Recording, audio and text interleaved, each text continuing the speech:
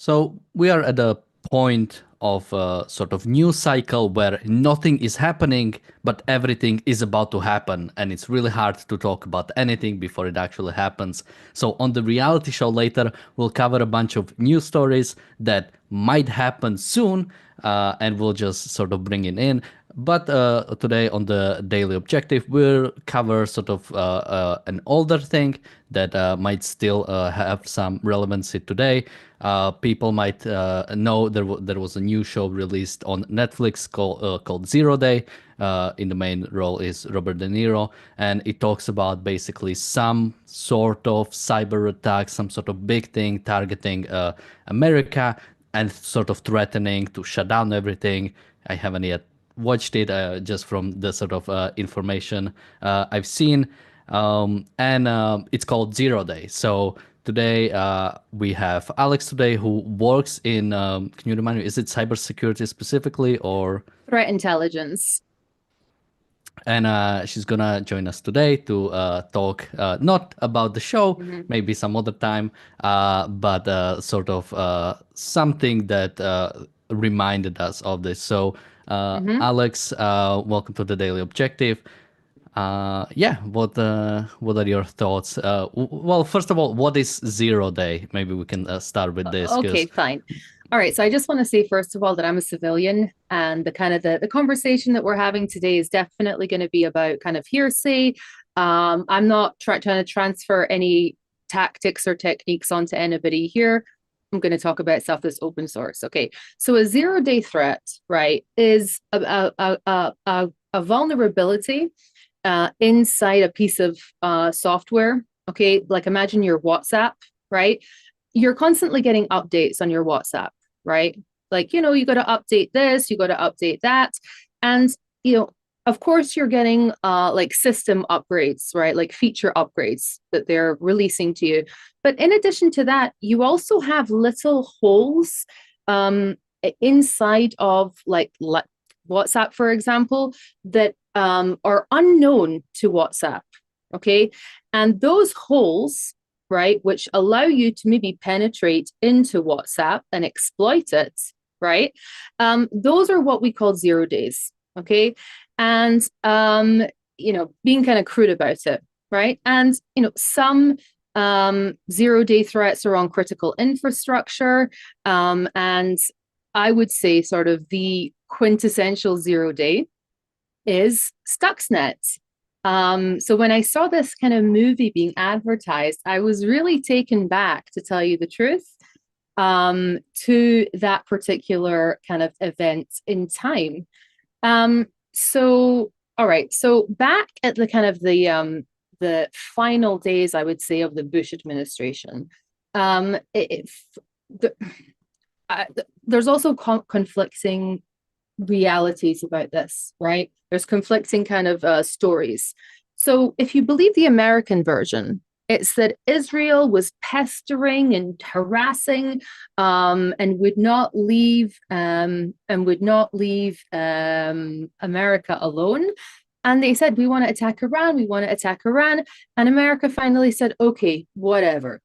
Okay, you play along, you have your little projects, all right, have fun, okay. And what Israel went along doing is they said, okay, how are we going to get in? And according to testimony, they built basically a model, right, of the nuclear reactor in Natanz, okay, in Iran at around 2009, if I'm not mistaken. And then they brought in all kinds of nuclear scientists. And what they essentially did was they said, okay, we're going to use four different zero days, okay, that we know about inside of Microsoft's software. Okay. And I just want to say how rare these things are. Okay. Like, I mean, 4 0 days is, I mean, I've never heard of anything like that. It's like the most sophisticated type of malware in the world, right? Like only nation states have these kinds of capabilities. This is not something that your average kind of Russian hacker is like, kind of, ordering up on Russian market on the dark web or something, right? These are serious people, okay? Nation states, most likely Israel. Yeah, Um, basically, yeah, before we go further, sort of clarification on the 0 day, is my understanding that sort of it, I don't know how to say it, but basically it is sort of one-time use. That basically the only no. sort of secret is that you you don't know that it's happening or don't know Mm-hmm. what it is. But once it gets used, you know sort of maybe how it's working, and then you can sort of patch it, or then you can sort of do something about it. Mm, no, not necessarily. I mean, some of these vulnerabilities were most likely known to Microsoft. Probably NSA or Mossad, whoever went to Microsoft and said, "Hey, we're going to be using these exploits. Please don't patch them up." And the way that the malware was constructed, okay, like if you want to think about a piece of like hacktivist Russian malware, right, that's being sent out, what does it want to do? It wants to infect as much as possible. It wants to deface maybe some of your things, and it wants to basically take a big shit in the middle of your reputation, okay. But what does a nation state wants to do? Okay, he wants to get in, he wants to be persistent. Okay, he wants to be persistent and he wants to be quiet, right? So what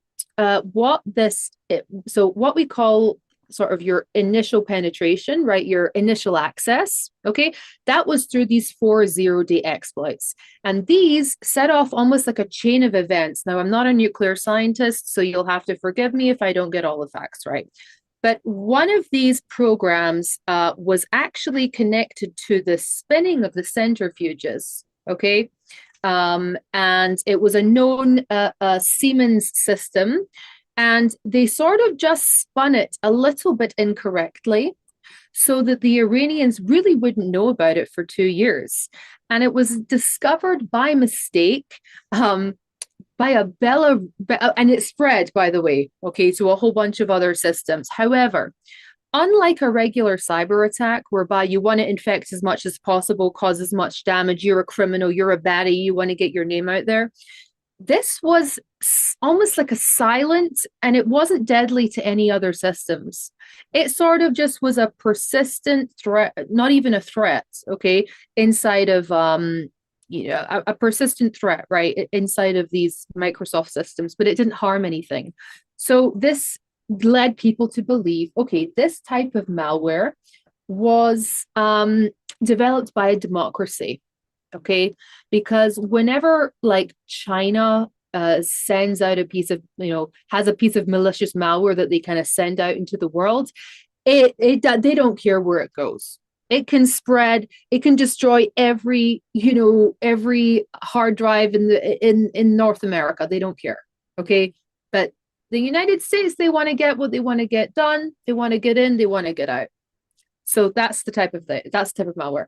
So it set the Iranian, nuclear plant back by around 2 years.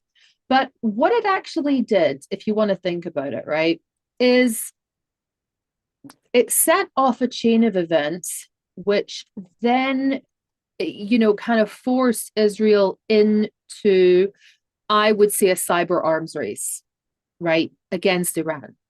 Iran really didn't have particularly sophisticated defenses, pre this event. And now they're probably one of the best countries in, human intelligence and in hacking.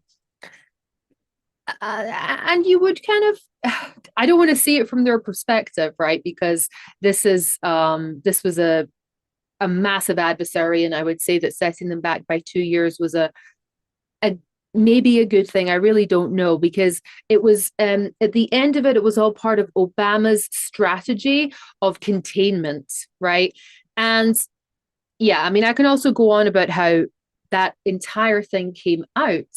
But I'll leave it up to you, Daniel, if you want to add anything else in there, because I've just kind of been going on about 0 day, 0 day, 0 day. No, it's interesting to listen, and you're sort of the expert here, especially about I'm this. really not. I think it's sort of an interesting question about like what would happen if this did not happen, because I Hmm. keep hearing that Iran is pretty much really close to sort of acquiring nuclear weapons, or sort of Hmm. be having sort of Hmm. the uranium enrichment at the level where it is possible to be used like that. Now, here is a Yeah. question. Anytime they started getting closer, there was some Hmm. reaction to Iran. Now, if really we just could jump back in 2 years, most likely Hmm. Iran would have it now. Now the question is, Hmm. if if that really did Um. happen, would there be again an answer? Because as you said, Hmm. Obama's sort of strategy was this strategy of containment, get them to make a deal, get them to, Hmm. yes, they will sort of enrich uranium, but let's keep it controlled, let's keep it in the low sort of numbers, so it's not sort of weapon grade. Right. But they did continue to do it secretly. So the question is, what would happen if we start getting closer? Yeah, I mean, it's I really don't I truly believe that that up until maybe 6 months ago, they hadn't decided whether or not they wanted to create a nuclear weapon. Because that is a decision from which there is no going back from. And, the moment they do that, they're going to be sanctioned in perpetuity. And think about North Korea and South Korea. Okay. Think about what that does. And also remember what the regime wants to do is the regime wants to try and hold on for dear life as much as possible. So it I would, I, I've not heard any. Listen, I'm not there when they're talking about the military strategy about how to go after Iran. But of course, there's a lot of rumors. There's a lot of rumors about how much we're sabotaging them like every day. We went according to, the IDSF and the INSS, we went and threatened the North Koreans and said, don't you dare hand the secrets over to the Iranians. And they seem to be, relatively compliant for now. And you also see Israel kind of doing this very dirty dance with Russia. And you can't help but wonder, okay, hang on, what other elements are really at play here when it comes to Iran? Because separating the two of them would seem to me to be um, a very good strategy. And like I said, I'm the kind of person who's always going to want to say, yeah, let's bomb them into next century. Definitely the military option. Let's do it tonight. It's just whether or not that would actually create the conditions for regime change, or whether that would just simply deprive the population and make them, radical and maybe even bring them closer to the regime. Think about how badly they reacted when the Americans removed their president or prime minister back in the 1950s. They've really never gotten over it. So yeah, and so very interesting, right? So the way so the apparently there was this Belarus back in 2009, time of Stuxnet, but sorry, maybe it's 2011 at this time. The threat has been persistent. The Iranians are probably going, why is this not working? Why are we why? And they had this Belarusian technician, as far as I understood, who came. And then when he went back um, to Belarus, he saw that there was this very strange type of malware. And he started opening it up and he started to examine it. And that's when, according to him, he says, I opened it up. I started investigating. I saw there were 4 0-day threats. And he said, I nearly passed out because then he understood, oh my God, what the hell have I discovered? Like it's almost like, oh, make it go, make it go, make it go. And according to him, he contacted Microsoft and said, hi, you got to patch these holes up. And they were like ignoring him basically. And then according to him, after the whole thing came out in the press, they were like, "Oh, okay, thank you very much for bringing it to our attention. We fixed it right now." But apparently, it like infected nearly like half of all of the laptops inside of Iran. And then the way that it was discovered to the public. So when it came out, of course, Obama, who was very like pro this thing, he decided to throw Israel completely under the bus. And he got General Cartwright to go to the press. He leaked to the press all of the details.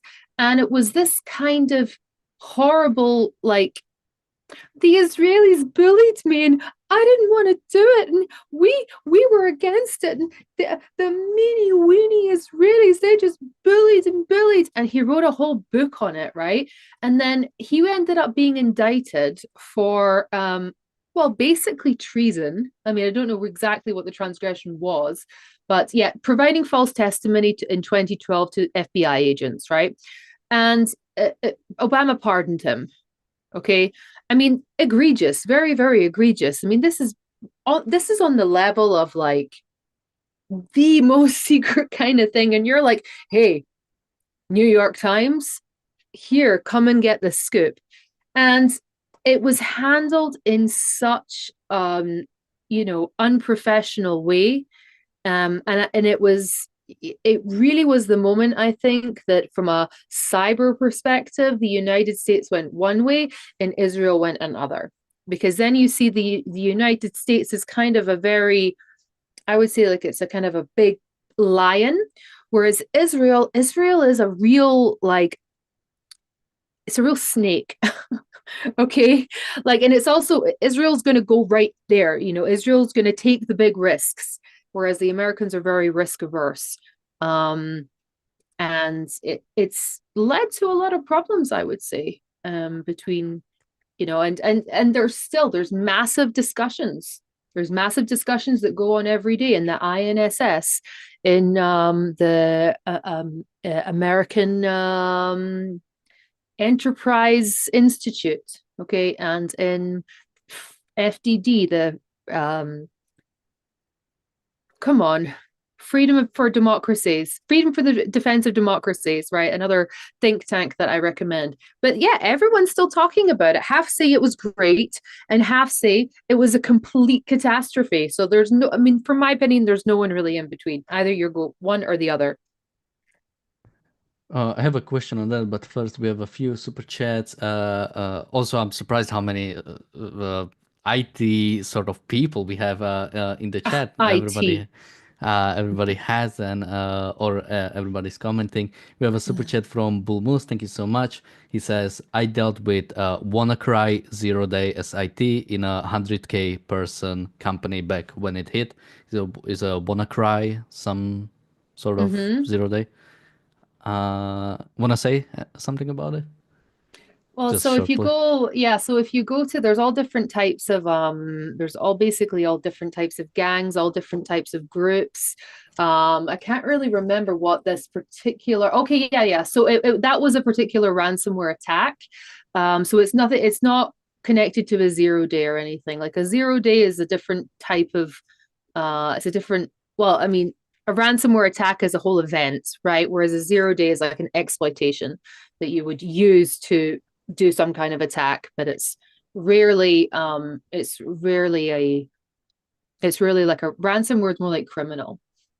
I mean, although you do get Russia does control a lot of ransomware gangs. They pretend not to, that go out there and just kind of act like a gang for them. And apparently, as well, the United States and Israel also have fake hacktivist hacking groups that they do to get information out there into the wild. We have a super chat from Jonathan. Thank you so much. He says, Team Alex, definitely. Yay! Thank you so much. We have a super chat Team from Zero Chris. Day. We have a super chat from Christian. Thank you so much. He says, Mm-hmm. like a Matryoshka doll, Stuxnet had many layers about the real core. Yeah. Amazing piece of work. And we also have a super chat from Bonnie. Thank you so much.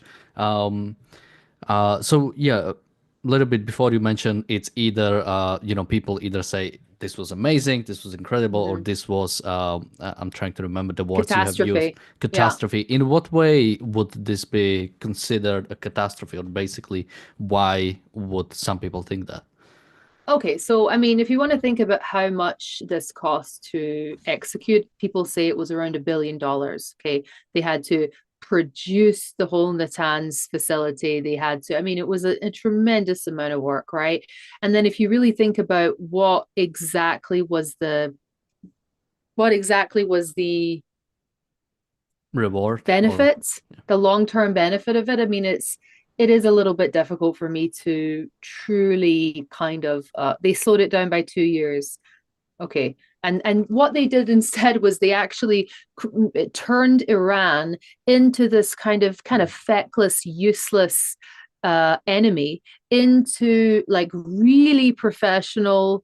I mean, not as good as Israel, not as good as, of course, as the United States, who are the best, but a pretty organized, pretty professional, pretty poisonous group of threat actors of all different kinds, so it's I mean, if you take a look as well as like the tactics and the techniques and the procedures, a lot of is what you also don't want to happen in an attack or in something like this, in a kind of a cyber exploitation, is Israel and the United States revealed a tremendous amount of their tactics and their techniques for evading detection and for gathering intelligence about the enemy. So that is a failure, right? That definitely is a failure, because what you don't want is to have technology transfer onto the enemy. All right, that's a really, like, that's why, like, you don't want your F-35 to be downed. I mean, besides the fact you'll probably die, but you don't want your F-35 to be downed in enemy territory, because they're going to reverse engineer that. Exactly the same with a cyber weapon, right? Exactly the same as they can, open it up and figure out, okay, how did the Israelis get in there? Okay, well, that door's closed now. Mhm. Okay, and it's you know, it's it's questionable to me. It's Yeah, questionable to me. I guess in some ways you could compare it to the pager attack. What Well, no, what what matters is not specifically that action, but sort of what's going to happen afterwards.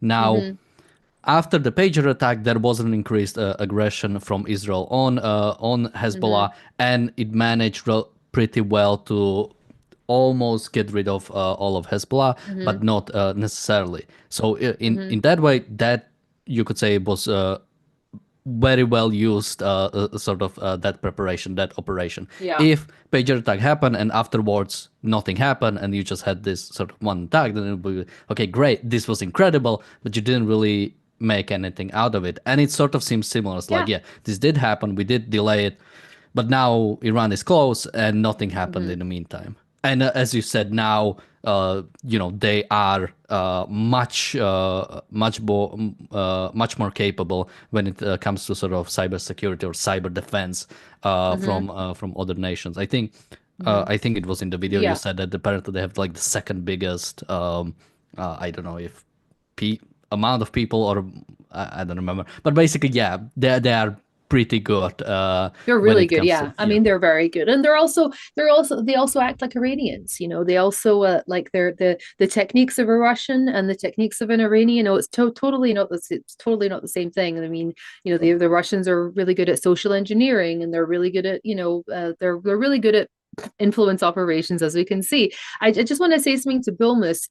Bilmus said, and I also have to deal with SOC 2, GDPR, and ISO 27001. Some of us actually know a lot about cybersecurity, even if it's not in our titles, Alex. I understand you 100%. I am not SOC 2 compliant. Sorry, I'm not. So have more compliance than me 100%. And GDPR, I don't know anything about it. Truly, I'm offensive, not defensive.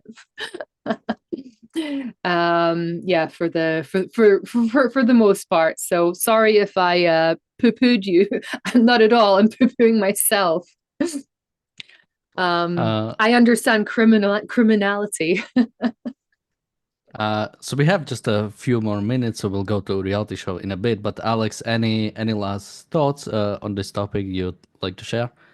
Yeah, I think it's I think it is I don't think it's like the pager attack at all, to tell you the truth, right? Because the pager attack really managed, if you think about the pager attack and what it managed to achieve, like a defeat morally, okay, onto Hezbollah. Whereas this actually ended up hardening them and mobilizing them into being a stronger enemy. So I don't know if we can really say that it's been a massive success, although it does give me it gives me a little bit of, I don't know, pride, I suppose, to see that, little old Israel managed to kind of, develop this, and kind of had the guts to pull it off, right?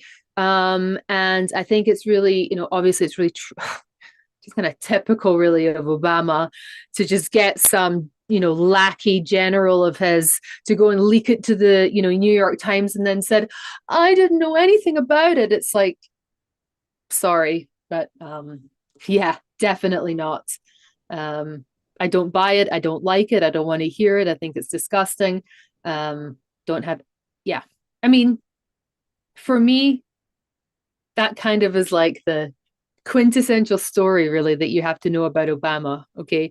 The Israelis have this, I've helped you, right, tremendously in developing a cyber weapon, achieving a strategic objective for you, and you dump them in the like you dump them in the ground and say, and smear some mud on their face. Like, thanks, Obama. Anything else you'd like to share? Where can people find you, or any other resources? Yeah, sorry, it's don't get me started on Obama, Daniel. I'll be here all night. Okay, you won't be going to sleep. Yeah, for any more information on this, I do recommend going to the INSS. Okay, and I also do believe that there is more information on this on Freedom for the Defense of Democracies, which is a think tank, and of course, IDSF. Thanks, everybody.